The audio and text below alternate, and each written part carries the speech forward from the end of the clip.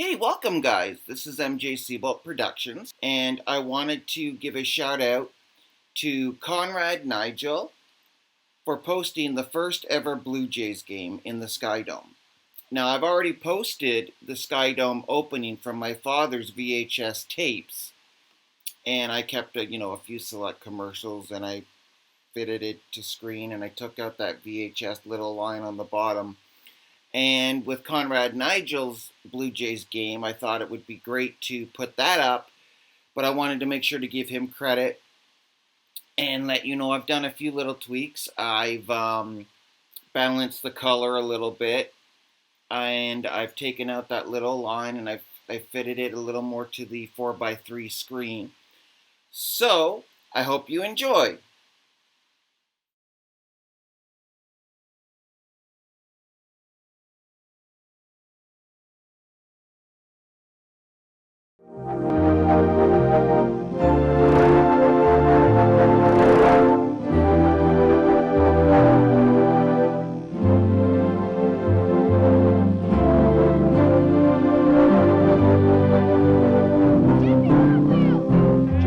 Real good. Dave Steve. Mosby. Mayberry. John Mayberry. Jesse Caulfield. Otto Velez. Ernie Witt. John Mayberry. Jim Clancy. I think Garth Orge is the most underrated player for the Jays. Here comes the throw to first, and Griffin coming in from third. He slides, and he's in there safely. Wants to bunt. He has dragged the bunt up along the first base line. He'll run the race to first, and he drives in the run as Bell comes in to score. 1-2 pitch, fly ball deep right field. That's got a chance. Back goes Gibson, back, and there she goes. A three-run home run for Ernie Witt. Hit into the Swung on line into right field. That's going to win the ball game. Well, I think they'll go all the way. As long as Detroit doesn't get out to another start like they did last year. Hopefully, with the extra pitching they've added, they'll win. We've got a great chance. We're going to be there all the way. Keeson threw one right at the head of Ernie Witt earlier, and now he hits George Bell in the back. Bell dropped the bat, karate kicked him.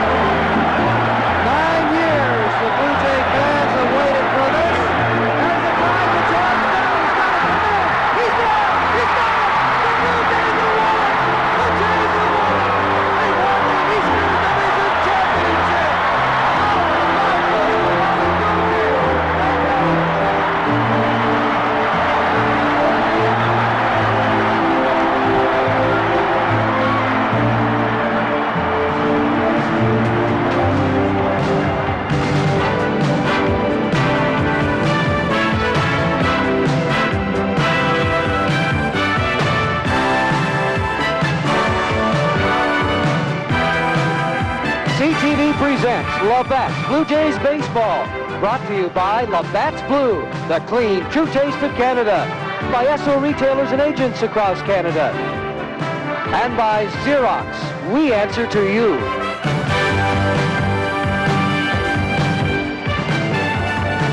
Oh, to relive all those great and wonderful memories that go all the way back to April the 7th, 1977. But sports fans all across Canada, tonight is the beginning of a new era.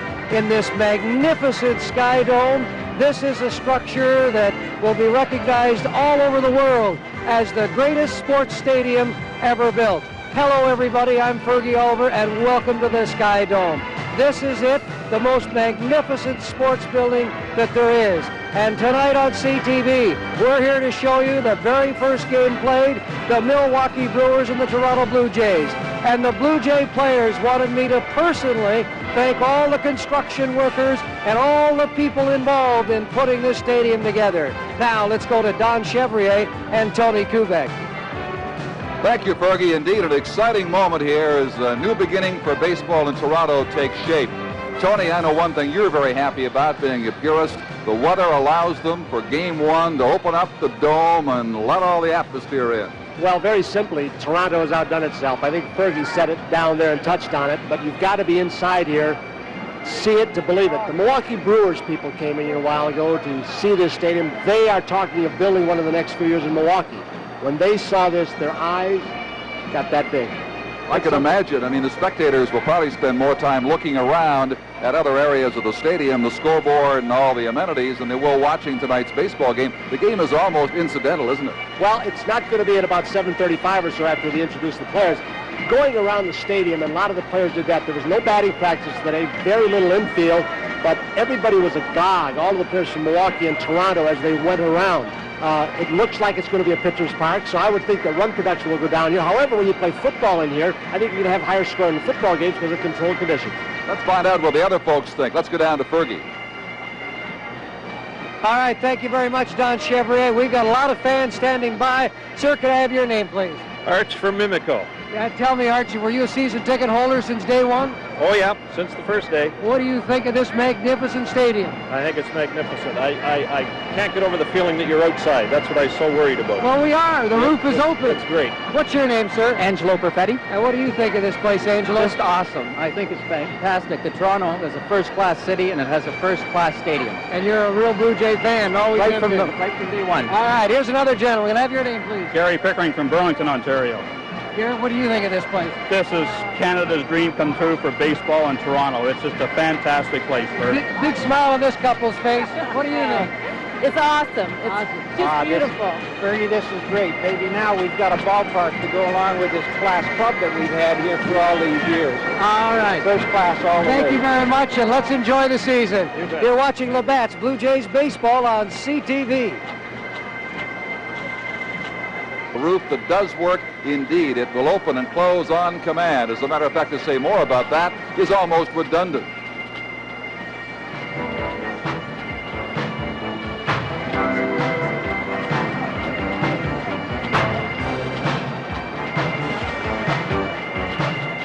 Stadium that will close. Therefore, a decision will have to be made before each game, say 2 or 3 hours before, on whether to open the roof for the game of that day. That open or close decision will be made by the Blue Jays, and they'll be in close touch always with the weather office. Then, of course, after the first pitch, the game is in the hands of the umpires, and they would close the roof if need be. The key thing to remember, though, this is a dome stadium. It is going to open when the officials want it open. Otherwise, it is going to remain closed. Fans entering this latest wonder of the world will be greeted by these huge, handsome sculptures by Michael Snow depicting various aspects of what the SkyDome will present in the years to come. And as you go inside, all but a very few of the 50,000 baseball seats will offer an unobstructed view of the playing surface. These seats are reached for the most part by ramps, and depending on the ticket price, they could be at any one of 5 levels. Not open now, but soon, will be a 364-suite hotel, the first ever incorporated into a major sports complex. 70 of these suites will overlook the playing surface. However, bring your banker along because these rooms will go for almost a cool $1,000 a day. One thing you probably won't see from the hotel is the giant scoreboard replay screen called Jumbotron or Skyvision. This is the world's largest screen, 115 feet long and 35 feet high. It is over 3 times the size of any other ever built. To put it another way, this is almost 5 times larger than the old scoreboard at Exhibition Stadium. But even with its mammoth proportions, the manufacturers claim the images will be razor sharp and crystal clear. And indeed, that is the case. Underneath, the baseball diamond's laid out, having home plate at the south end of the dome with center field straight away north. First base will be at the east side, the downtown side of the diamond. Third base is on the west. And along that north end will be an 800-seat super restaurant that features an elaborate buffet, international cuisine, an exciting atmosphere. It's going to be open before, during, and after events here. Above the restaurant, you might want to try the 300-seat bar on for size. In coming months, a country and western bar, Hard Rock Cafe, and a number of clubs designed to tone up your muscles or quench your thirst. There's a lot going on here. We'll check back with Fergie in just a moment.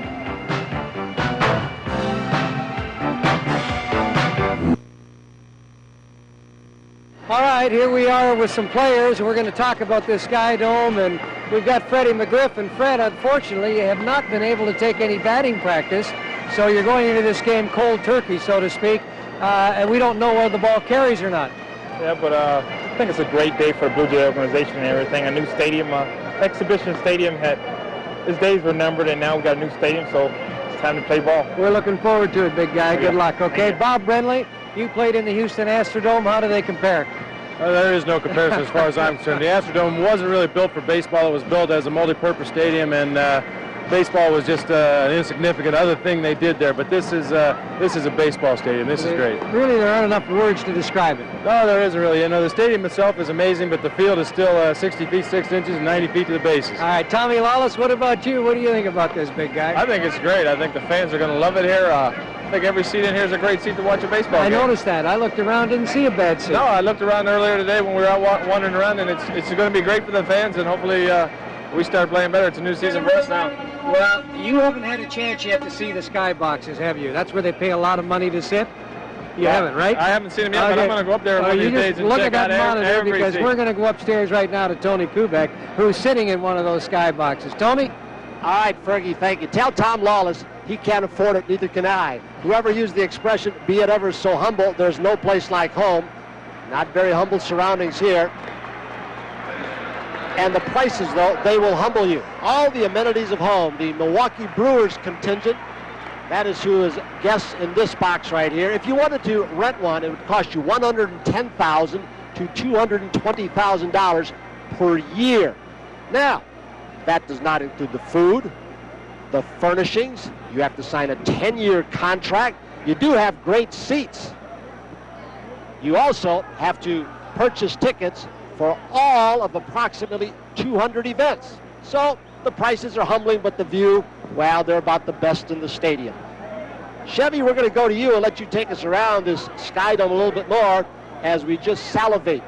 We wish we could be sitting right there. Well, you wouldn't salivate too long because the hot dogs in those private boxes cost $6.50 a copy, and you have to order at least 10 to get fed at all. So it's expensive eating there, but I'll tell you, those folks are going to have a great time tonight and throughout the seasons to come with the Toronto Blue Jays. Much more to come here as we check out the new dome for you on opening night in Toronto, and we'll have it for you in just a moment.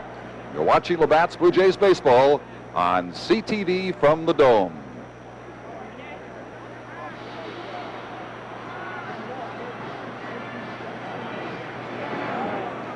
The players, of course, are always more interested in the playing conditions and the surface than anything else.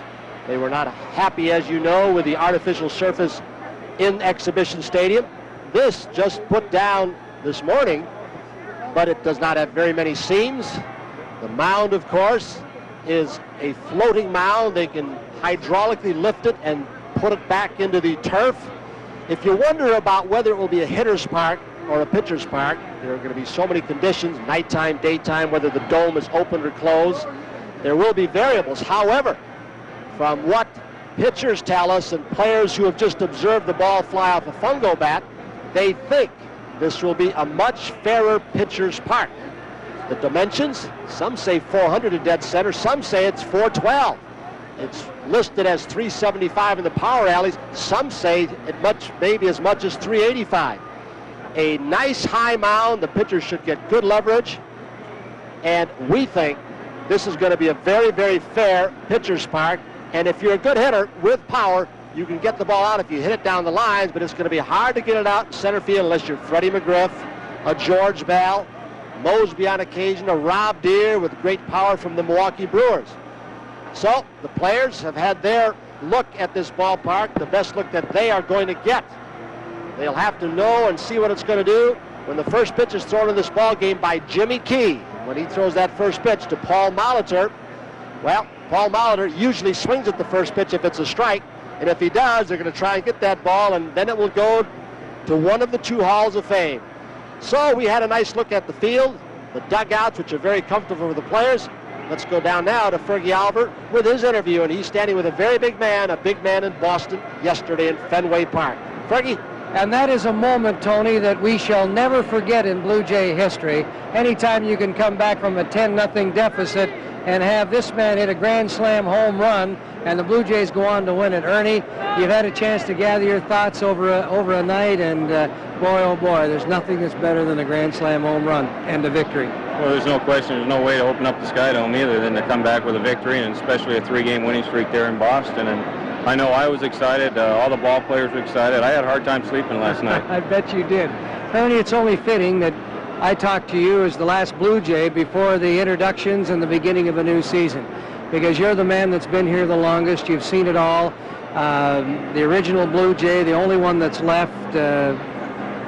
You've seen everything come together here. The SkyDome, everything, all the talk about it and everything. Well, it's almost a dream come true. Again, you know, it's something that everyone had talked about, and we had anticipated what it was going to be like. But now that we're finally into it, you know, the excitement's in the air, and we're just happy that we're into the new facility. And you know, again, Exhibition Stadium served its purpose, but we're happy here. What was the general feeling throughout the players as they came to the stadium this afternoon and saw this magnificent building for the first time? Excitement. You know, they walked out and it seemed like their bottom jaw just dropped when they looked at just the magnificent beauty of it. You know, especially when we walked in, we got in here about 3 o'clock and the dome was closed at the time, and to actually see it open up and know that you can play indoors, and now you see that it's open and we're going to be playing outdoors, which is a great feeling. Ernie, I was talking to Marty Springstad a little earlier, and we were looking at the hitting background. Now, I don't have a monitor here, but let's just sort of turn here to the side and look out into center field. You can see that hitting background. What did you think of it? Pretty colors. Do you think it'll be a factor? It could be. You know, I don't know how high the pitcher's going to be up on the mound and whether that will play a factor in it. I know they put the black drop out there, but the colored lights, I don't know whether it's above it or not. Ernie, thank you very much. Okay, thank you. And now let's go to the PA announcer, Murray Eldon, for the introduction of the players.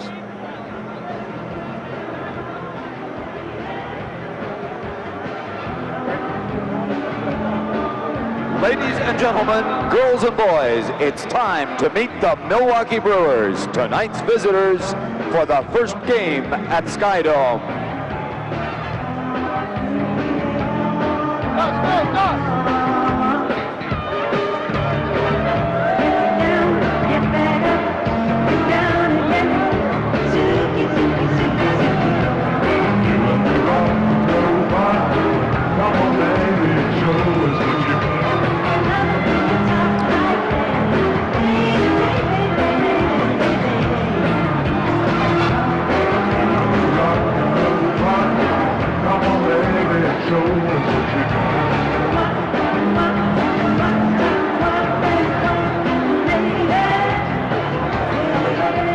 First, the non-starters, coaches, and support staff. Equipment manager, Tony Migliaccio. Trainer, John Adam. Trainer, Al Price. The coaches, number 8, Andy Etchebarren. Number 10, Duffy Dyer. Number 12, Larry Haney. In the bullpen, number 24, Chuck Hartenstein. Number 35, Tony Muser. The non-starters, number 6, infielder Bill Spires. Number 7, infielder Dale Swain. In the bullpen, number 22, catcher Charlie O'Brien. Number 25, catcher Dave Engel. Number 29, pitcher Chris Mascio. Number 30, outfielder Terry Francona. Number 32, pitcher Chuck Krim. Number 33, pitcher Jay Aldrich. Number 36, pitcher Tony Fossis. Number 37, pitcher Dan Plasak. Number 41, pitcher Mark Knudsen. Number 47, pitcher Bill Kruger. Number 48, pitcher Brian Clutterbuck. Number 49, pitcher Teddy Higuera. And now the starting lineup for the Brewers tonight. Batting first at third base, number 4, Paul Molitor. Batting second, the designated hitter, number 19, Robin Yount. Batting third, the shortstop, number 1, Gary Sheffield.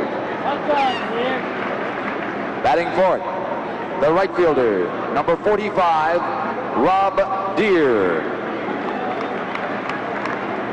Batting fifth, the left fielder, number 26, Glenn Braggs.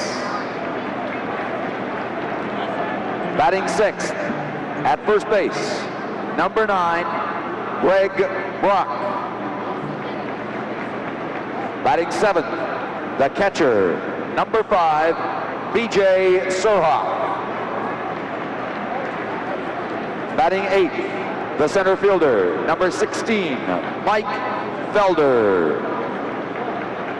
Batting ninth, at second base, number 14, Gus Hollider. The starting pitcher, warming up in the bullpen, number 38, Don August. And the manager of the Brewers, number 42, Tom Trebelhorn.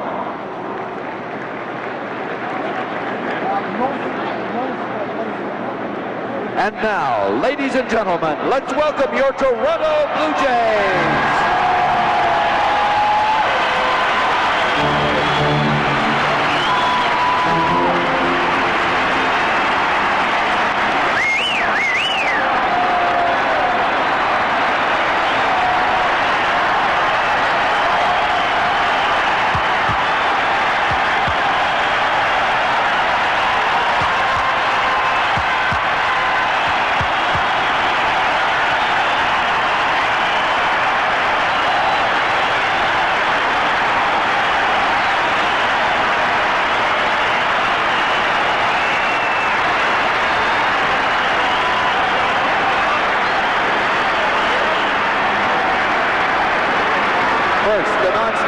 Coaches and support staff.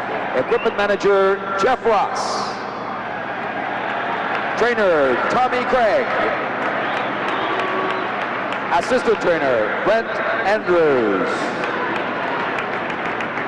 The coaches, number 7, third base, John McLaren. In the bullpen, number 8, bullpen coach, John Sullivan. Number 25, first base coach, Mike Squires. In the bullpen, number 41, pitching coach, Al Whitmire. Number 56, coach, Marty Patton.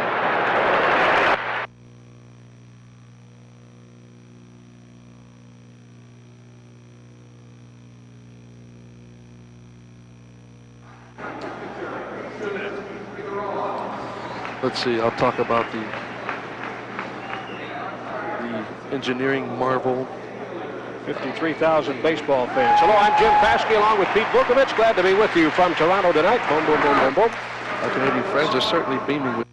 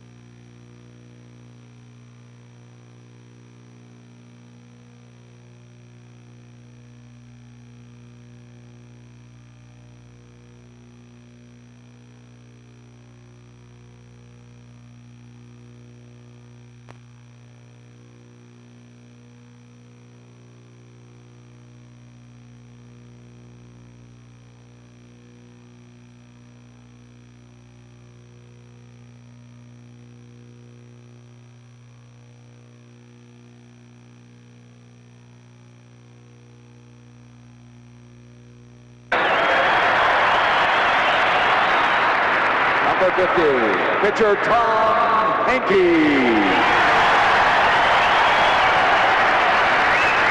Number 55, pitcher John Cerruti.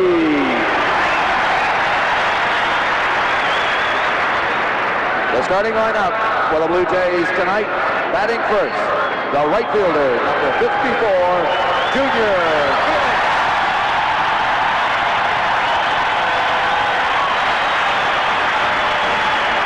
Batting second, the shortstop, number 1, Tony Hernandez.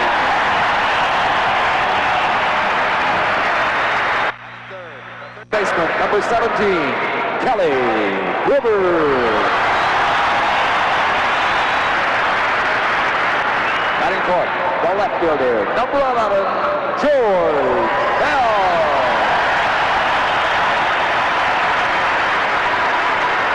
Batting fifth, at first base, number 19, Fred McGriff.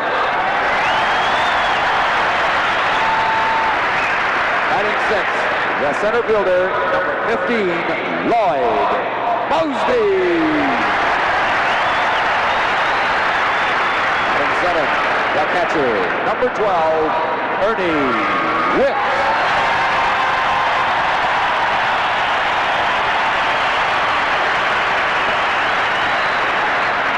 Batting eighth, the designated hitter, number 5, Rex Mullinax. Batting ninth, the second baseman, number 2, Nelson Liriano.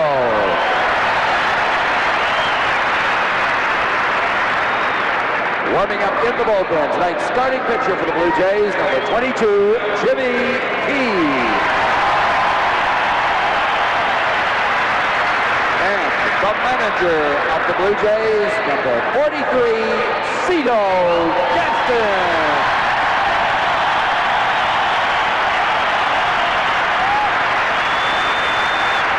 Ladies and gentlemen, your Toronto Blue Jays.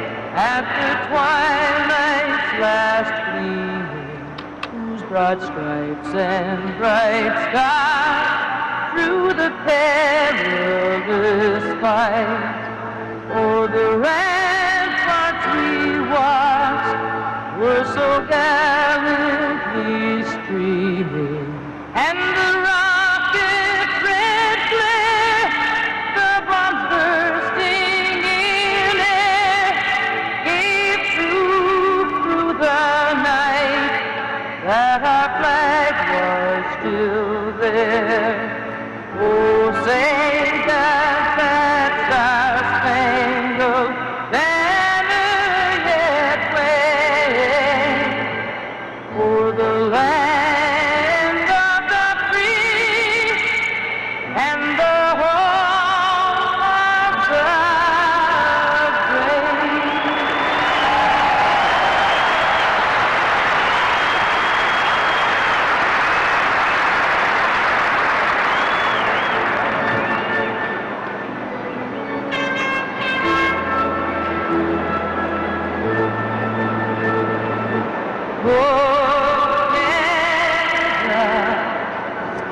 our home and native land, true patriot love in all thy sons with love we see right the true north strong and free from far and wide. Oh, Canada, we stand on guard for thee. God keep our land glorious. Oh, Canada, we stand on guard for thee. Oh, Canada, we stand on guard.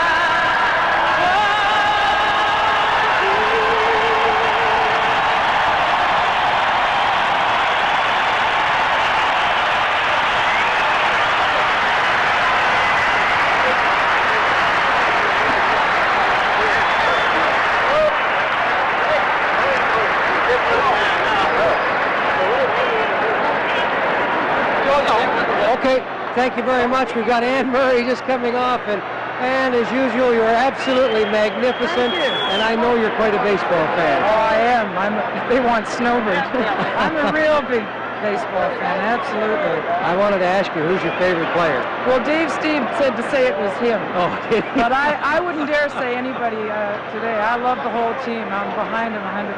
Yeah, it's a great moment for all It's Canada. so isn't it? exciting. I can't believe it. Well, It's we're great. sure happy to have you. Thank you. All right, Ann Murray. So right now, let's go to Don Chevrier and Tony Kubek. Okay. All right, Fergie, a very exciting moment here. Canada's own Songbird launching the opening of the SkyDome with the two national anthems. This crowd still finding its way in. There are a few empty seats showing, but believe me, they're all gone tonight. There's Rich Garcia in the middle, one of the umpires who was here on April 7th, 1977, and the man from Florida will be the first to agree. He likes tonight's conditions a whole lot better, and surroundings, I might add. Yeah, the temperature is a little more conducive to baseball, and the surroundings certainly are, as we get a wonderful panoramic shot of this fabulous monument to the people of Canada. Toronto has really done a job and outdone anything possible, I think. And I said earlier, saw Mr. and Mrs. Bud Selig, the president of the Brewers, and his wife, and they are just gaga when they saw this, because they may be building one. I don't think they can afford one like this. Here's a big moment for this gentleman, Yes. Mr. Eddie Hardy, the CEO of the Blue Jays. He's going to do the honors. You know, as he walks out, the crowd got here about 6 o'clock, and they missed one of the great moments. I was very impressed with the roof opening, how silent it was, how smooth it was. Just flawless operation, about 20 or 25 minutes. Now, Mr. Hardy getting set to deliver to Ernie Witt, who delivered yesterday at Fenway Park in Boston. Here is the first pitch in the SkyDome.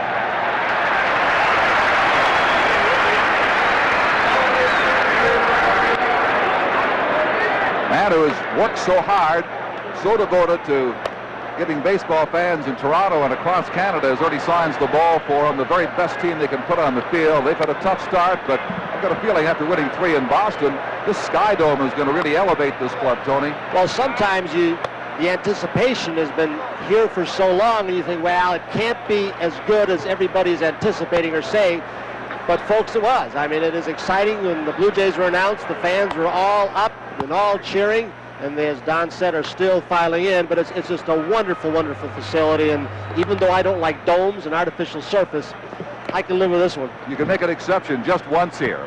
Well, they didn't finish laying the carpeting out in left field till about 4:30, but if anybody's ever had a new house they moved into, they can relate to what's gone on here. It looks just super right now. You're watching Labatt's Blue Jays baseball from the SkyDome on CTV. Mutual. Blue Jays is officially open here. We talked about the distances to the foul lines and straightaway center field power alleys. The umpires will talk with the two managers about the ground rules. John McLaren standing in there, and I guess they have to make special rules for a special situation. There really isn't anything tricky, you know. Fans reach out down to the corners because it's a little bit close, but you have the same thing in Fenway Park. some dome stadiums, you have to have a special ground rule. In Minnesota and the Astrodome with speakers you overhang. If the ball hits a speaker, this does not have a speaker, but they have a special ground rule for the flags, which are hanging from the top of the SkyDome. If a ball hits the flags up there, it's in play. So those, and they're way up there, but a ball could get caught. So if it did get tangled in the flags and you caught it, it's an out. Yeah, that is one of the tricky things. I have to see it to believe it, but you got to provide for it just the same. They said the same thing about the Astrodome and the Dome in Minnesota, and yet the roof was hitting the Astrodome a couple of times. They're looking at the flags right now, and so they're saying, "Hit the flags, boys. It's in play." We'll be back, folks.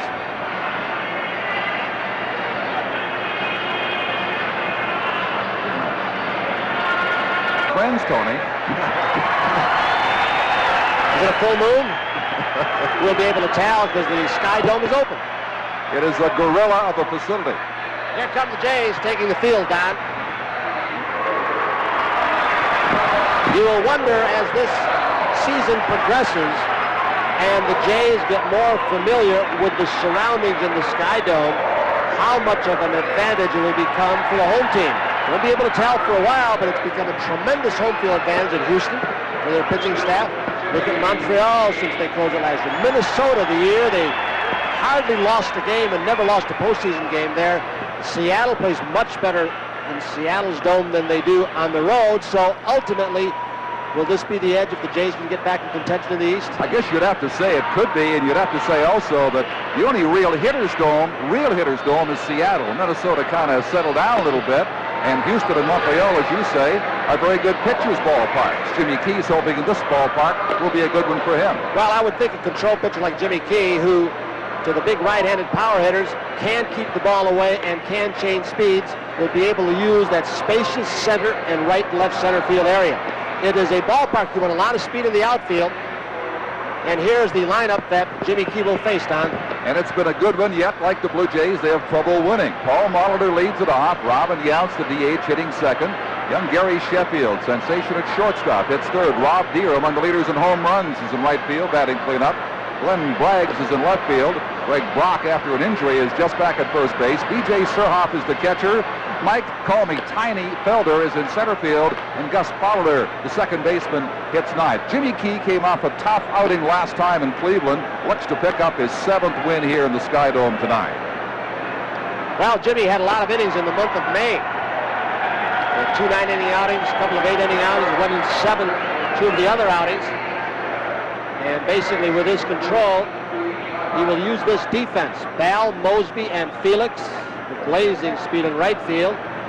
Gruber, Fernandez, Liriano, and McGriff. Ernie Wick, original Blue Jay, gets to catch Jimmy Key in the first pitch to Molitor in the SkyDome. And as you said that, both Mosby and Bell race back to the wall to check the padding, get the feel of it, get the feel of the warning track, as did Felix in right field. Well, the padding is 4 inches thick, and you could pound that all day long and never find a beam. That's good news for all concerned. Here it is. Now this dome is really open. There goes the ball from the plate umpire, Rocky Rowe. Ball boy over to the Blue Jay official, and that will go on to the Hall of Fame. So Ken Erskin's got his grips on it. A breaking ball for a strike from Key. And with Jimmy's wonderful control, you all but knew it was going to be a strike. This is kind of fun having 2 home openers in a year.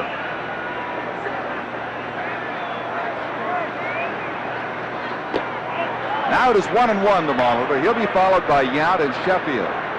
Jimmy Key has walked just 7 all year, 1 intentionally in 90 innings pitched. And most of those strikes are quality strikes.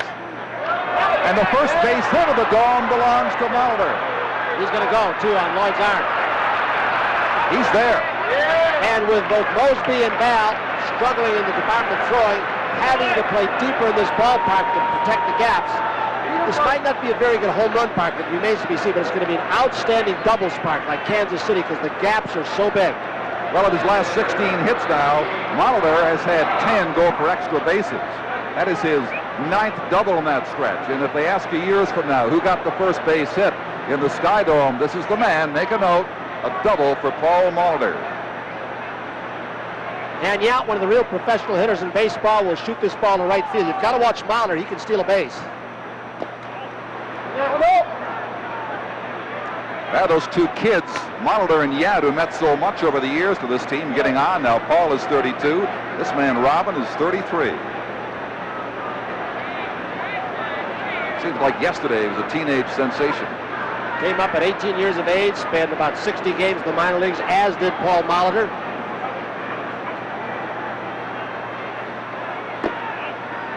If you're wondering why this early in the season Robin Yount is showing bunt and why he's DHing, because he's a fine center fielder.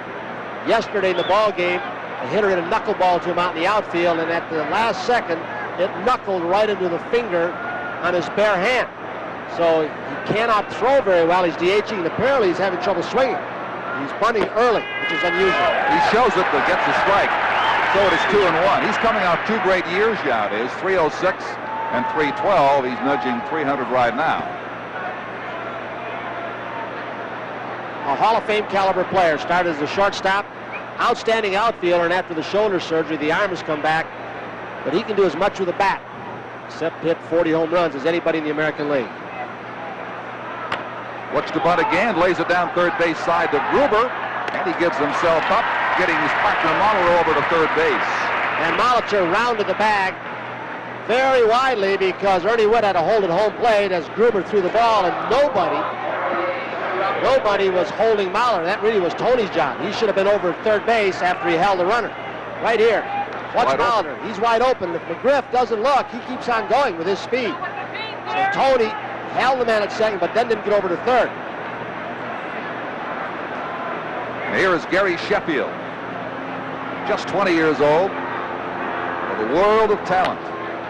And he's going to produce the first run of the Dome on a ground ball to short. 1-0 Milwaukee as he brings Molitor home. Well, another reason that Tom Trevelor, number 42, is bunting, aside from the finger of Yount, there is only one team in the American League who has scored fewer runs. That's the Detroit Tigers. So it's been a scuffle in the run-scoring department for the Brewers. Now the next hitter has scored a few with a long ball, Rob Deere, with 12 of them. But not hitting for average is .218. Watch this high front leg kick, which he started earlier this year, a little bit last year, like Kirby Puckett. He's been hitting the ball in right field a little more than he did at the end of last year. Now he's gone away from the high leg kick. He was hitting the ball very well earlier this year that way. Hit 3 homers against the Jays last year, 7 lifetime versus Toronto, and he's chasing that trio atop the home run derby this year. Ground ball, here's Gruber collecting it. And the inning is over, but not before the Milwaukee Brewers draw first blood of the SkyDome. This crowd in anticipation of the Blue Jays' first at-bat coming right up. On Labatt's Blue Jays Baseball on CTV. Well, here is the Milwaukee starting pitcher, Don August, tonight. He is 4-6 on the year. Junior Felix, who's been so hot in Boston, as you saw on the weekend, leads it off, 11 RBIs at Fenway. Tony Fernandez, then Kelly Gruber and George Bell. Fred McGriff hitting 5th. Lloyd Mosby behind him. Ernie Grand Slam Witt, the catcher. And then DH Rance Bonadix and the second baseman, Nelson Liriano. August is 25 years of age, a 1-1 record against the Jays, but a horrendous .859 earned run average versus Toronto last year. August is a breaking ball pitcher. He does have a sinker ball. He's got to keep the ball down. He has struggled in his last few starts. Braggs, Felder, and Rob Deere in the outfield. Paul Molitor. Sheffield is rough, but he has got a lot of talent, can run and throw. Gus Polliter, Gantner out. He was hit by a pitch. Greg Brock out a couple months with shoulder surgery, back at first base. B.J. Suroff, the left-handed hitter, will catch the curveball, slider, change, and sinker ball pitcher Don August. And here is Rocky Rowe behind the plate. Dale Scott, Rich Garcia, and Mike Riley are the umpires. As we said earlier, Garcia was here in '77 for that opener. August, a tough competitor, has had his ups and downs. He has to live and die with his control. Got to try to cut down on a lot of walks he gave up last year. He won 13 ball games last year. His problem is sometimes he doesn't trust his stuff, doesn't think it's good enough, nibbles, gets in the hole. When he pitches from behind, it's trouble. They are dragged in at the corners, Molitor and Brock, for the great speed of Felix. Now, the way this outfield wall is angled here, I'm thinking that maybe inside the park home runs may not be commonplace, but could occur fairly frequently. Can catch an angle and get away on an outfielder. Well, if you try for a shoestring catch on this, coming too fast, could bounce over your head. There's the changeup. An ideal pitch for Felix to bunt, when you can get on top of. His Grand Slam inside the park effort in Fenway as they look back through reams and reams of material, just the third ever in that fine facility dating back to 1912.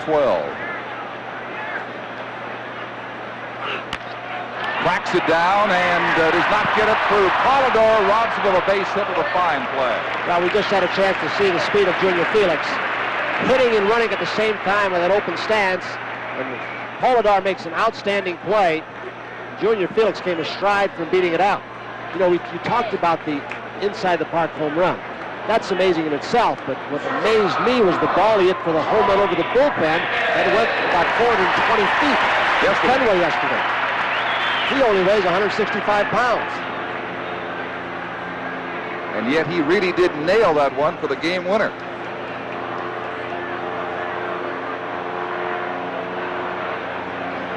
So here is Tony Fernandez now. He takes ball one, and Fergie reports that they have a little difficulty with the dirt, consistency of it around home plate. Well, that's right, Chevy. Rich Garcia, the crew chief, out at second base. As Fernandez hits that ball down to block the first baseman, he tags the bag for the second out. But Garcia came over and was asking for Brad Bujold, the head groundskeeper. He said the dirt at home plate is starting to break down, and I'm sure you're going to see a manicure job at the end of this inning. Well, Brad Bujold told us this morning when we were out here looking around the ballpark that when they left the dome open and had the downpour, was it Saturday? Yeah. The water just went right through. There's no drainage beneath the dirt, and it just stayed there. And beneath it, it was wet. And they had to re-till that ground several times and try and tap it back down. So the moisture, obviously, is starting to come to the surface. Yeah, the drainage system's not in full operation. And with this roof supposedly being closed when it does rain, it shouldn't be a problem. But it was on Saturday when they chose to open it, and the sky is open. Whoa. Hard shot. That'll be a base hit as it escapes Paul Molitor. Gruber's on his way to second. And that's the call. What a great play by Molitor and Polidor. Good hustle by Kelly Gruber. An absolutely fantastic play by Paul Molitor to even knock that ball down, a bullet, and then to pounce on it like he did and make a great throw. And Garcia shaking up and laughing. Kelly Gruber gave his helmet. Look at this. It's an absolute bullet that caught just a little bit of Molitor's glove, but watch this play. He's got a shortstop or an outfielder's arm and a pickup by Polidor, and there goes Rich Garcia, rolling all the way back to his home port in Miami. He was dancing like he had a hot foot to get away from Kelly Gruber and then makes the call. So the Blue Jays are gone, trailing by a run at the SkyDome on the Bats Blue Jays baseball at CTV. Glenn Bragg's the Milwaukee hitter to start the Brewers' second inning. He'll be followed by Greg Brock and DJ Surhoff, the catcher. 1-0 Milwaukee. Last time we saw Glenn Braggs, he was not wearing glasses. He was wearing the contacts, but they've been giving him trouble. He's gone to the glasses. He hits best, as does Rob Deere, when they try and hit the ball to right center field and not pull everything. Had a mediocre year and career against the Blue Jays, about a .221 lifetime hitter against Toronto. Second half last year, Braggs began to realize that #1 draft pick potential, and then he had the shoulder surgery, was set back a little bit, so he's had a little bit of a slow start. He had a nerve problem in his right shoulder. Reminder of this CTV telecast presented by authority of the Toronto Blue Jays Baseball Club may not be rebroadcast in any form without the express written consent of the Toronto Blue Jays. Jimmy Key can shoot the outside corner at the knees against right-handed sluggers as well as any pitcher in baseball. And just when you start leading over, he busts you inside. Here's the 2-2 stroked as Gruber just went down and stayed in the pile, made no move on that ball. Remember in Boston yesterday, either he hit his knee with a bat on the backswing or his knee gave out. And when he tried to push off that foot, right leg, he goes down from that left field camera. So Kelly, who's been playing with a sprained ankle, I don't know if that was the cause or if it was the knee. He's all right. He hopped up right away, but as I say, could make no attempt to get to the ball, which he may not have gotten to anyway. You know, we saw this in Cleveland, Jimmy Key's last start. After all the innings in May, he didn't quite have the fastball hard enough to come inside, and that's what just happened with Bragg. He tried to get the ball inside, but he doesn't have enough zip on it at this point. They may have to back off him for a start, maybe give him an extra day rest or something. The bullpen struggled in April. Some of the starting pitchers pitched a lot. Now Flanagan, shoulders down. This is Greg Brock, who had his own opening day just a short time ago. He was sidelined at the start of the season due to shoulder surgery, recovered from. And then he debuted with a 3-run shot off Mike Witt to give the Brewers and tonight's pitcher Don August a 4-1 win.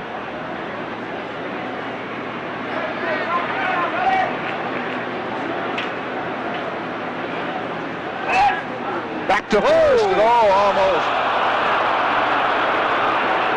Bragg's taking liberties with a left-handed pitcher with a good move. You know, he wasn't off that far, and he's leaning back, but Jimmy was so quick that Freddie McGriff thought he was going to get the call from Mike Riley. He sure did. It was awfully close.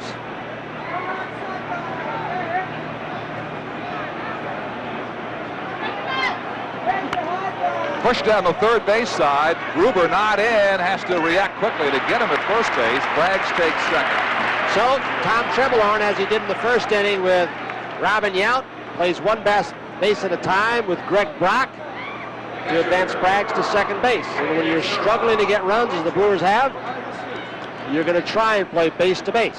Got to grind away, and it worked for him, as you suggested, back in the first inning.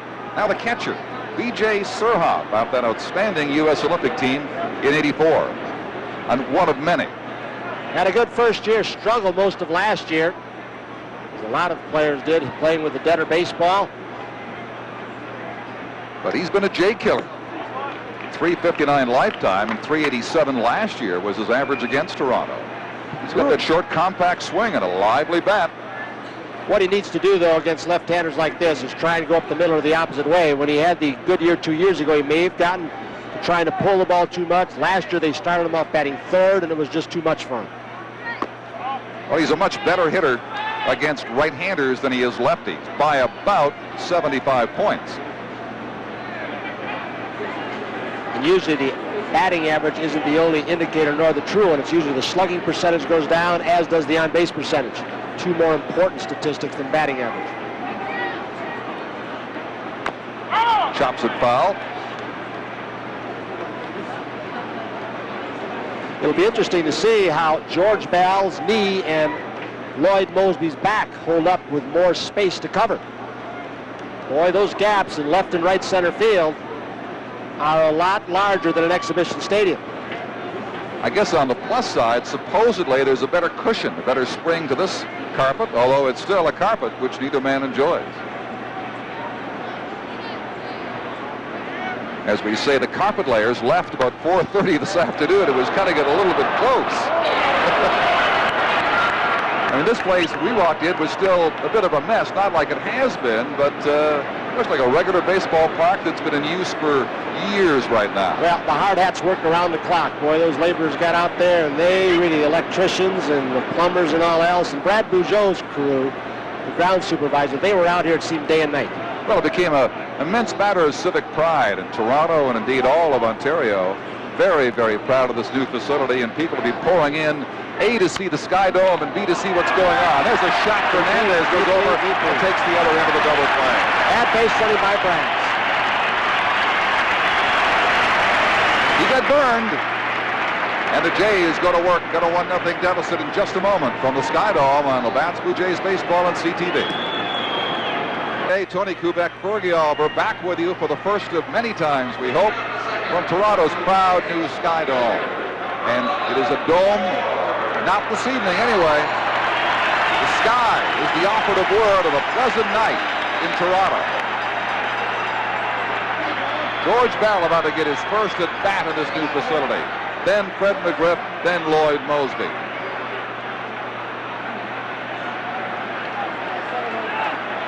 And with no fly balls, really, we can't tell you how the ball carries. We don't know yet. We've been line drives, infield ground outs, base hits, doubles, but nothing that can gauge how a ball is going to carry.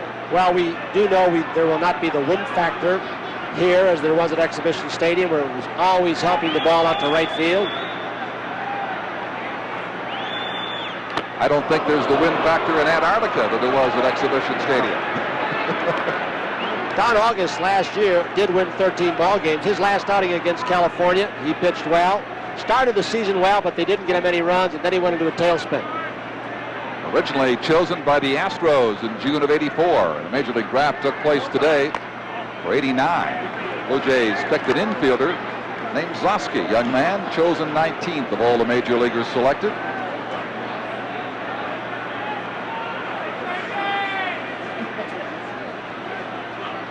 Well, we'll see how it carries now. Just foul. Just foul. Hooked to the last minute, shy of the pole into the seats. There was a breaking ball that hung upstairs for George Bell. He hit it off the end of the bat. Didn't hit it well at all. Didn't carry badly for a ball hit off the end of the bat. I think it's interesting, even on a long foul ball, you got people yelling and screaming. The 4-game series, the Tigers are coming in June 9th. A night game. Will Sparky Anderson back? Rumors are that he might be back, feeling a lot better. He's been golfing out in his home, Thousand Oaks, California. Now we sure hope he gets back by this weekend. And would you bet that after 50-plus games, the Tigers would be last, Toronto second last, and the Milwaukee Brewers third from the bottom of the East, with Baltimore leading by 5 games. The only prediction I would have made that might have been right was Detroit to be last. The rest I had no idea. Well, Baltimore, interestingly, Baltimore is in Yankee Stadium today. They have a 3-0 lead. Again? Yesterday, Barfield had 2 home runs against Milwaukee. Today, he made an error in the first inning, allowing all 3 runs to score for Baltimore. Bell becomes a base runner via the walk.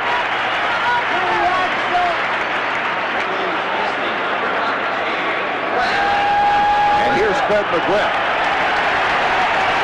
How accurate, Tony, is the 328 block down the line and right? Oh, I think that's accurate, but I don't think the right center and the dead center field dimensions are right, according to what people tell me. Of course, in Exhibition Stadium, they had 330 there. It was really about 314. Look out, folks.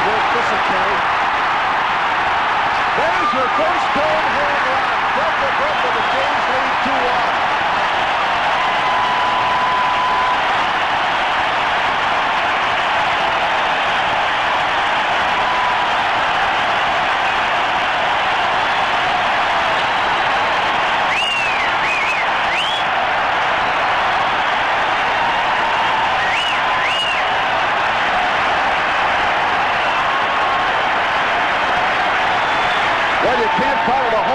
Just yet, because that ball would have been gone anyway.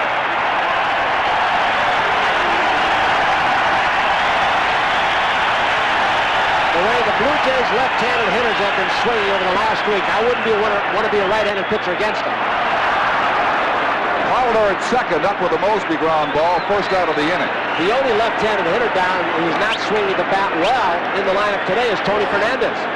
Every one of the other left-handers have been hot. Felix, we know about him. McGriff, Liriano, Mosby, Mullix, and Witt all have been swinging the bat very well. And you know Fernandez, the switch hitter, is going to get things turned around eventually. McGriff's 13th of the year. He joins the American League leaders. Ernie Witt yesterday with a grand slam, and the ovation for him in part due to that from Fenway 24 hours ago. His 3rd career grand slam. That lead, by the way, in all the years of Boston Red Sox baseball, was the most that team had ever given up, a 10-run lead. They searched those records and found that to be the case. Stroked again to the second baseman, Crowder, 2 away. That was the 10th home run that Don August had given up. I'll show you what a lot of his problems come from. Little long ballitis. 2-1 Toronto on the home second. Rance Mullinex. Couple of runs in and 2 gone. This is the kind of park that a Rance Mullinex, in the prime of his career, would have a lot of fun in. He played in Kansas City, and a lot of the players that came in here say this reminds them of Kansas City. Not the SkyDome, but the distance to center field and right and left center field. And Mullinex is a gap hitter. He uses the whole field, so he'd get a lot of doubles in this park in the prime of his career. That's about the only thing, speaking of Royal Stadium, they didn't get in here. I mean, it might come in eventually, is a waterfall in center field, but there's no room for it. You got restaurants and skyboxes and scoreboards and all sorts of great people things.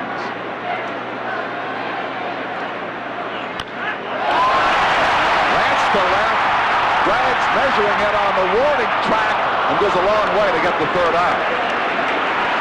But the highlight of the night was this shot by McGriff. The SkyDome has collected its first home run in the left field seats. The Jays lead 2-1 on Labatt's Blue Jays baseball on CTV. Top of the third we go, the SkyDome. On a beautiful evening, Blue Jays lead 2-1 on this park's first home run by Freddie McGriff in the last half inning. Felder, Halder, and Molitor for the Milwaukee Brewers here in the third. You were saying, Tony, before the game that Mike Felder likes to be called Tiny Felder. I think I know why. He's hitting 171. A tiny average anyway. Well, he's a good little bench player. You can play defensively and you can pinch run with, but with Yount out and a number of other injuries, he's in the lineup. He's got a lot of speed. He's a switch hitter. He's going to beat this one out. They're going to find out what the role is now here in the SkyDome, and they find out that it is fairly true. All that while Ernie Witt was looking, they're going to tag him. Did he make an attempt? We'll see what Riley says. He's safe. A runner can be in fair territory, as Felder was, but he did not make an attempt to go to second base. And all the while that ball was trickling down, Etchebarren was yelling, he's the first base coach, to Felder, watch the ball, and Ernie and Gruber and Key were watching the ball, but out of the corner they were watching Felder, so he wouldn't go to second. You got to remember there's a guy in this ballpark playing right field now for the Blue Jays, Felix, who twice at Syracuse this year bunted. And while they were waiting for it to roll foul, he ended up with a double twice. That'll give you an idea of Felix's speed. Well, they got the lay of the land anyway, but that acted in a peculiar fashion because it stayed straight and then hung a hard left as it ran out of gas. So they'll have to read a few more of those before they know how it's going to behave. Well, you had a chance to see that it's almost like a pool table service. It is completely flat. In a dome stadium, you don't need a natural drainage from the mound. It usually slopes down so the water runs off. And the mound is 10 inches high, but it is a true 10 inches. And the pitcher, I think it's another reason why it'll be a pitcher's ballpark. The pitcher looks down at the hitter, and he gets a lot of leverage out of this kind of mound and this kind of surface. Well, as we look back, there was no cheap home run from Fred McGriff. But he got it out of here with his strength. Felder, by the way, at first base, a threat. He stole 34 bases 2 years ago, but he's being driven to second, and he will hold right there with a toss in from Mosby. First and second, nobody out. Brewers in the third.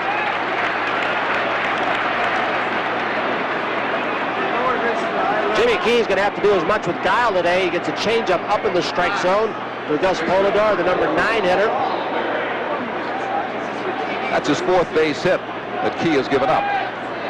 It seems like the starts through May, again, I'm not going to beat it to death, but the innings that Jimmy Key has pitched, that he just hasn't had the crisp fastball as much the last few starts. Well, you've seen that in the past with Steve, you know, just too much of a good thing, and we're tempted to keep running a man out there every 5 days the way he wins for you, but you do pay a price in doing that. Cracked down to the shortstop. Fernandez flips Laureano. They do not get the double play. Wilder beats it out on the back end. Tony Fernandez got out of the ball as quickly as he could and shuffled it to Laureano as quickly as he could. And just Molitor's speed that prevents the double play. A little bit caught in the glove perhaps, but it was a tough play for Tony. He had to charge it hard. The Brewers team has some speed. We just saw Molitor. Yount is a good runner. Sheffield runs very well.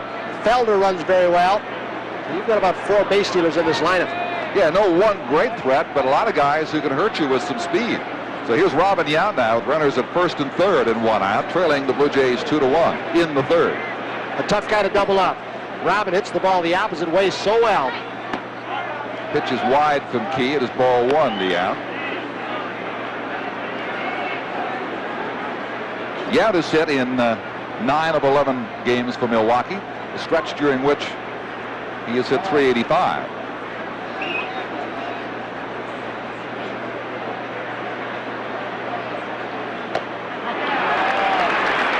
There were only 4 Iron Men in the major leagues last year, and Yount was one of them.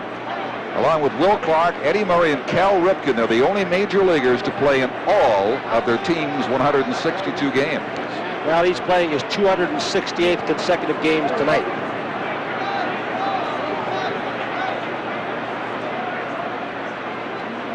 The 1-1. Squeezes on, folks. And they score with it. Now, it's a foul ball. It hit the batter. No, they don't. They hit the batter in the box. And immediately, Rocky Rowe, the home plate umpire, calls the play, says it's a foul ball. So it was a suicide screen off third. Molitor was not running off first, and we'll see what happens. Yep. It's right off his left shin, and a good call, and a very, very quick call by Rocky Rowe. Jimmy Key was going after it. I think he was yelling while he was running to Rocky Rowe, who sensed the play immediately. And Felder was on top of the plate almost at the moment of contact. So just a moment of anxiety for the Blue Jays. Yount will reload. Well, Tom Trebelhorn is a very unpredictable manager. He does have power through his lineup, but it hasn't produced a whole lot aside from Deere this year. And that's been frustrating for a team expected to hang up big offensive numbers. And that's why Tom Trebelhorn really has done what he has. He's sacrificed twice already today in the first and the second inning. But there's the old philosophy also. When you play for 1 run like that, sometimes that's all you get. You may have had a big inning. Into center field for Mosby. Back goes Felder with the tag. Now he will score the run. And we are tied at 2. There are not too many players in the game that can do the things Yount can. Even with a bad finger, first of all, he bunts with him to try and squeeze to protect the finger. And even at that, Robin gets behind and he gets you the sac fly. There are certain players who know how to play the game like Yount and Molitor, who do what they have to do in every situation. He's one of those guys. And I'd rather have a guy like Robin Yount or Molitor who may not be sensational all the time, but they never make mistakes, instead of a guy who's sensational one week and not so hot for another week. Well, they are marvelous individuals playing a team game the way it should be played, as part of that team, making things happen.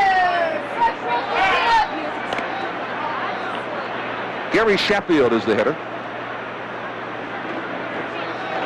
Dwight Gooden's nephew, who took off on the Milwaukee Brewers team about a week ago, saying that his pitching staff was not protecting him, they were knocking him down, and they were not helping him out. And then he took off on the manager in the press in the Milwaukee area, saying that Tom Trebelhorn and the coaches were overcoaching him, and that's why he's struggling. He's still young, and he is a terrific talent. Well, not just a nephew, as you say, but really he views Uncle Dwight as a role model.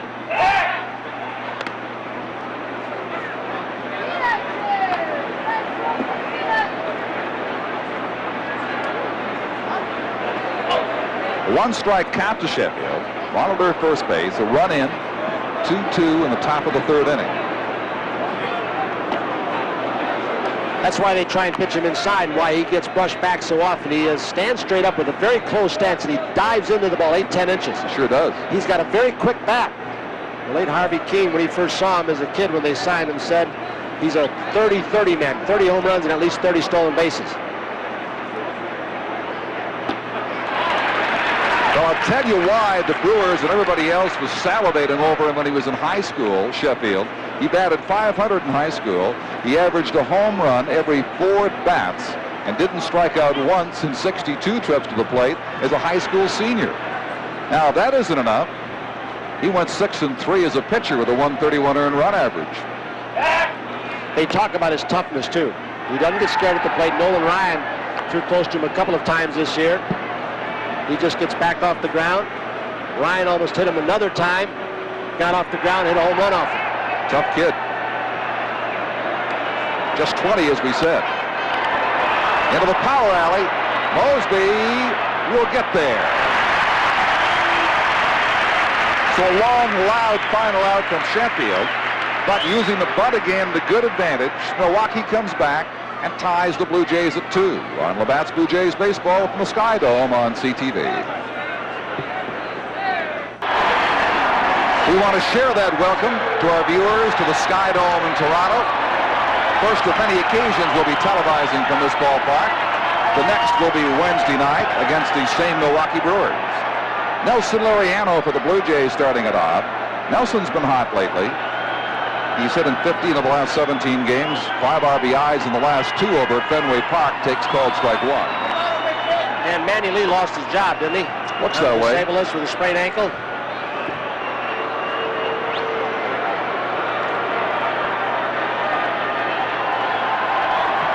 I don't know if they're giving him the nickname of Wally yet, but it's kind of like that, the way he sat down with the injury, and Laureano, who looked like his career had taken a downturn, picked it right up and made the most of it. Slow bounding ball. It'll be tough to get him, but they do. So 1 gone. Junior Felix, the sensation, will be next. And the Labatt's player of the game for Toronto receives a complete range of shaving products from Remington, the grooming company, including the Remington Ultimate Shaver, the shaver that shaves as close as a blade or your money back. Just one of the precision line of grooming products for men and women from Remington. Also, an amateur baseball team will be the guest of Remington at a future Blue Jays game here in the Dome. Those of you who may have, Don, seen our game yesterday, not only saw the dramatic home run by Felix, but you also saw Marty Barrett, the Red Sox second baseman, go down in a near collision with Freddie McGriff. He has had surgery, and he's going to be out quite a while. Well, they were at first hopeful, and so was Marty, that maybe it wasn't as bad as first suspected. He thought maybe just a twisted knee, but as you say then, further examination revealed the need for the knife. And with Detroit coming in after Milwaukee, Jack Morris may be gone for a while. He is having his injured arm re-examined again. So they're breaking down in this division. They weren't too sound coming in. And the Blue Jays have got to watch for that too, with Flanagan's shoulder, Leiter still having some shoulder problems, Steve with some shoulder problems now. Around goes Felix, the ball and 2 strikes. Flanagan, you might have seen the note today with his great sense of humor. They said, how's your tendinitis? He said, I'd rate it a 5-initis. Not that bad. Not a 10. There he is. He pitched that big complete game shutout against Oakland, and since then he hadn't been the same.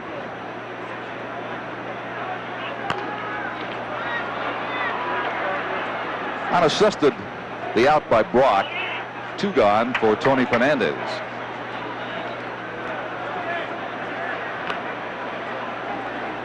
Unlike yesterday's marathon at Fenway, better part of 5 hours, this one in the Dome is moving rapidly along. And so far, they're holding their own. Oddly enough, you go back to the last 3 Dome openers, and the home team did lose those games. Houston, Montreal, and Seattle all happened to lose their inaugural game under the roof, but they're in a dome, but it's not a dome tonight. What happened to Minnesota? Anyone have a report on them? Minnesota won theirs in '82. It's got a sinker ball and a good changeup going now. August. Sure does. The Blue Jays go very quickly here in the 3rd. We'll get Tony to take you along the next little while in a moment on Labatt's Blue Jays Baseball on CTV. Rob Deere takes a pitch down low. 1 ball, 1 strike. Deere grounded out in the 1st. The Brewers manufactured a run with double a sacrifice and a ground out by Sheffield in the 1st. 2-1 now to Rob Deere. Is Freddie McGriff in a 4-way tie for the home run lead in the American League. Bo Jackson, Mickey Tettleton, the Baltimore catcher. They set up the middle, so Jimmy Key once again upstairs in the strike zone. And for the 4th straight time, 4 innings, the Brewers have had the first runner on, and you are playing with trouble when this happens consistently. That's 5 base hits off Key now. Molitor double opened the first. Bragg single opened the second. Felder bunted single in the third. And now Deere with a single to open the fourth. Glenn Braggs. Freddie McGriff manufactured the 2 Blue Jays run in this tie ball game after Bell walked. Hit one deep to left center for a home run. Now standing side by side as you look at Braggs down at first base, a total of now 25 home runs, 13 on the right, 12 on the left. It is not just the opening of a new domed stadium. It is a happening in this area. All you got to do is talk to the fan. The stadium cost $465 million. What was the cost of Exhibition Stadium? A Xerox trivia quiz.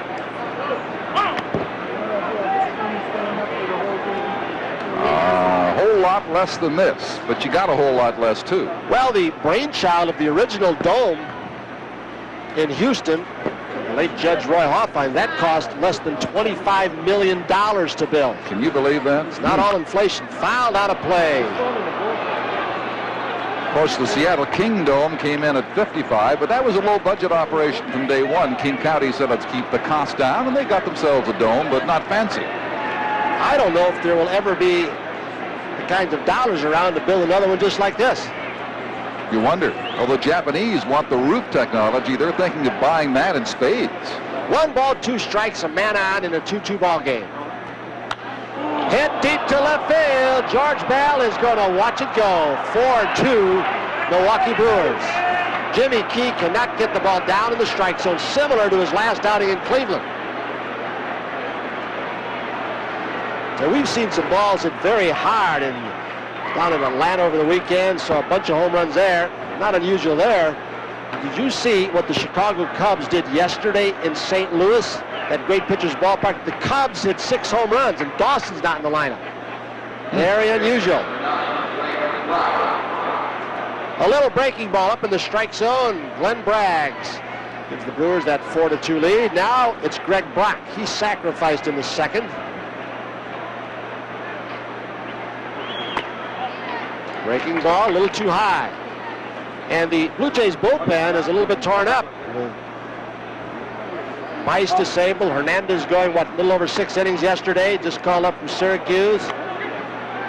Wells pitched 3 on, what, Saturday. Came in for 1 hitter yesterday. Marty Barrett. They've got to have a starter in case Steve can't go. That may have to be Frank Wills. That's what they're thinking of because Hernandez had the long outing at Fenway. Dwayne Ward pitched 3 yesterday.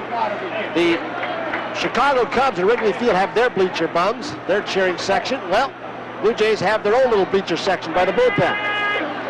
Sort of like Kilroy was here years ago peering over the fence, aren't they? They do have a television monitor or will out there to be able to follow the game a little better.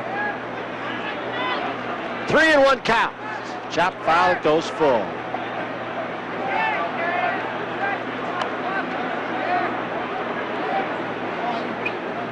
A lot of the conditions in this SkyDome are yet to be found out about.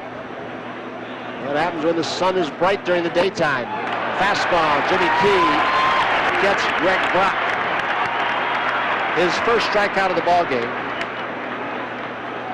They ran the count full, and from that center field camera you see when we talk about a cut fastball, it's a little fastball from the left-hander. The left-hander just sails away a little bit. Well, thinking of what you said about Wrigley and the Blue Jay bullpen hanging in out there, and considering the ownership of this team, you might call these guys Labatt's bleacher creatures. You might, and then again, you might call them bleacher bums. They're not bums. Suroff lined into a double play. Bad base running by Braggs back in the second inning. Strike. Bella's Rocky Road. You know, another thing I think is going to happen in this ballpark, and I do not think it will be allowed, is the closed dome in Minnesota, where the visiting clubs had to put earplugs in. Breaking ball inside. When the Cardinals went in there for the World Series, it was so loud. The din was incredible. The pitchers and the coaches wore earplugs, as did Alex Grammick, the third base coach for the Detroit Tigers League Championship Series. Exhibition Stadium, the sound goes nowhere. It sounds like the crowd is very quiet. It just gets blown out of that stadium. I don't think it's going to be that way here. Apparently they had a decibel check with some meters here when they had the 50-some thousand in here on Saturday. It was loud, but not like Minnesota. They're going to have some loud concerts in here, too, as the days roll on. And some mellow operas, I understand. 2-2, 1 out. Good breaking ball. So the two left-hand hitters, Brock and Surhoff, back-to-back. Struck out by Jimmy Key. Sweeping off-speed curveball. Now it's Mike Felder. He went to the 2 years ago when he came up to the Brewers radio broadcasters, Pat Hughes and Bob Euchre, and said, "Call me Tiny. I don't like Mike. Mom called me Tiny." Fernandez with a patented underhand throw. 6-3. So the Brewers come up with a couple certain nights. We're going to have a lot of variables here. When Freddie hit his, he hit as well, but it was warmer temperature, and the ball does go farther in warmer temperature. So depending whether it's open, closed, day, night, atmospheric conditions are going to change. Felder is the hitter, then Pollard and Paul Mulder. In the Milwaukee ninth, still ahead by 2. Chicago is trampling the Mets tonight, 15-2. Baltimore leading the Yankees 11-1. They're putting up football scores in June. Mosby gets there. 2 outstanding catches by both Mosby and the man who hit that ball tonight, Felder, out in center field. He was playing tiny shallow, got a good jump. Sometimes not the easiest ball to get a good jump on. A line drive hit almost directly at you.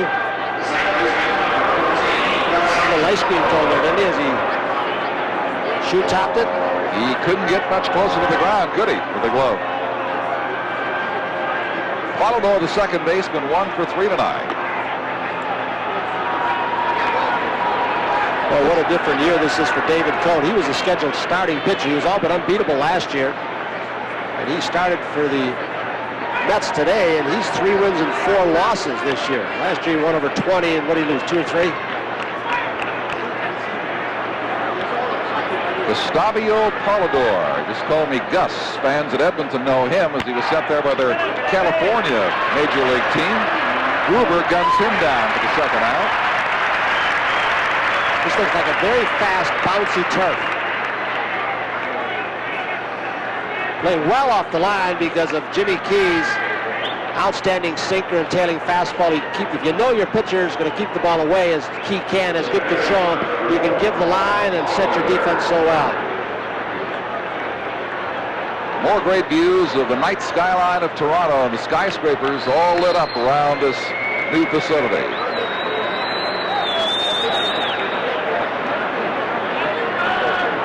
Paul Mulder sends a souvenir to the right side. He has scored tonight, but on base 3 times, scored twice as a matter of fact. You know, someday I think Robin Yount is going to be in the Hall of Fame. He's going to get his 3,000 hits, and that sometimes is a sure thing, although Yount does more. This guy, there's Robin on deck, but I think Molitor, if not for all the injuries, was actually a more sensational style player than Robin. He's got power also like Robin. Better running speed, a great base stealer. Outstanding. We saw 2 athletic defensive plays for him, but not for the injuries. We'll tell him what he would have done. Slaps that to right, and a great running catch by Junior Felix. Speed will do it, won't you? Speed never gets in the slump. A bat does, a pitcher might, but legs never do it. That's what the kid's got. You wonder when he's going to be out in center field in this spacious ballpark. He was made for the SkyDome, and there's the first example of his defensive powers here. Ball is hit very hard, as you saw, and slicing away. That sets it up for one last chance for the Jays on Lamant's Blue Jays baseball on CTV. And then Felix, who made that sparkling catch a moment ago. Lawless, we've talked about how smart a player he is. He hasn't been gifted with great ability. He has good running speed, but he somehow seems to work in clutch situations. A walk out of a situation, you take enough pitches and make a pitcher pitch, you better throw him strikes. Well, the bizarre baseball season continues tonight in New York. It is now 16-2 for the Orioles over the Yankees. And get this, the first 11 Baltimore runs were unearned. We talked about the first 3 in the first inning. An error by former Blue Jay Jesse Barfield. Then the next 8 in the 3rd inning were in the same category. And the Cubs lead the Mets 15-2. Not much pitching on the East Coast tonight. It looks like Jeff Ballard is going to get his 9th win with 1 loss for the Orioles. He was the starter, and Andy Hawkins over from San Diego in that Jack Clark deal is going to get another loss. He'll be 5-7. And as a result, they're going to pick up an extra game on the Blue Jays unless Toronto turns this around. The Jays will go 9 off the pace if things hold here. To Baltimore. I mean, you talk about a surprise. Hey, when do you say over 50 games when we play that Baltimore might be for real? With all those new young pitchers, Greg Olson, a good closer.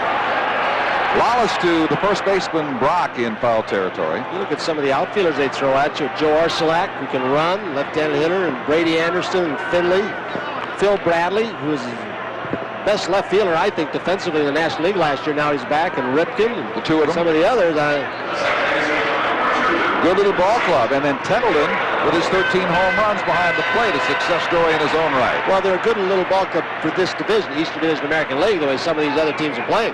A lot of great players, not just good ones, have gone out of this division the last 3 years. They're going to be 31-22, and the Blue Jays are liable to be 23-32 when this is over. Nelson Liriano.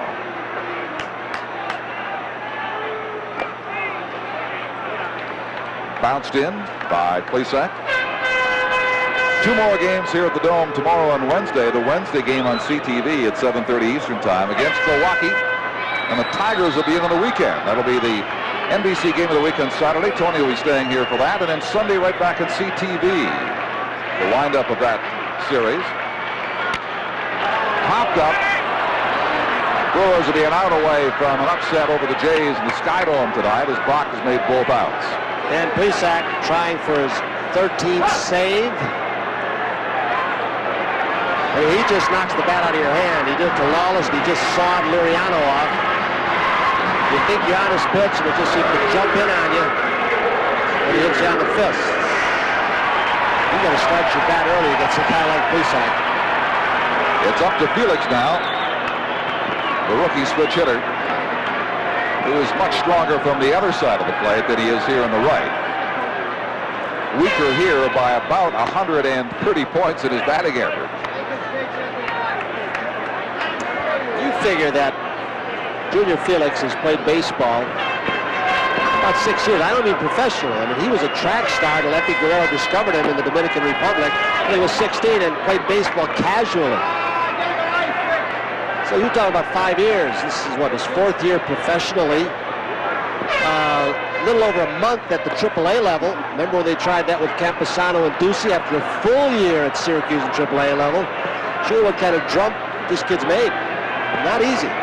Natural ability and a willingness to learn will take you a long way, and it has Junior Felix. He has arrived. But like anything else, the test of time, and we'll see if Junior Felix can survive that at a big league level. He has made his mark, as you say, the first time around at least. And one thing he's done, I think they've liked about him, when he left the ball game in Cleveland with an ankle injury. He had a little bit of a reputation. He might not play hurt, but then he came back strong and played very well in Boston, as we know, and great with a tender ankle. Takes his walk here and gives Tony Fernandez a chance to tie this ball game.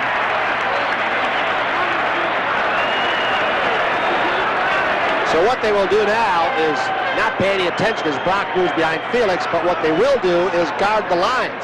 They don't care if Junior scores or where he goes. What they want to do is keep Tony Fernandez out of scoring position for Gruber and maybe Bell. So the outfield goes way deep. Give him a single, prevent the gapper or the double over the head or a triple. You protect the lines, take the double away. And Trevor Horn is just really setting his defense from the bench. And what Brock did was he said, I'm playing behind. I'm going to stay way back. There's Andy Etcheberg. Brock was warning him not to throw because that's a ball. Fastball for a strike. Fernandez a little bit better from this side of the plate, the right side, than he is on the left, at least right now.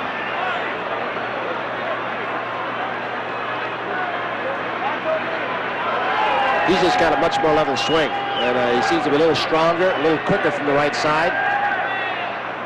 I mean, not that he's a bad hitter left-handed, but it's not really his natural way. It's not the disparity of a Felix, for example, from one side to the other. 1-1 is the count to Tony. If he keeps it going, Kelly Gruber will be next. High, 2-1. Well, they did it in Beantown yesterday.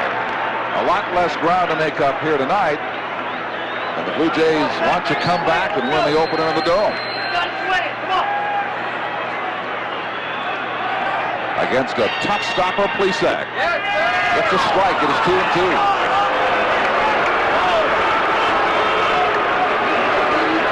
Tony almost looked like up until 2 strikes, he was looking for something inside part of the plate that he could pull and maybe get a quick 2 runs. Good fastball away. Fouls it off, stays alive.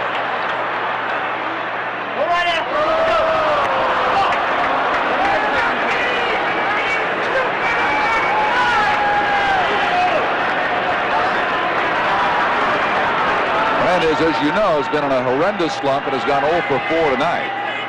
His average down below 215 at this stage.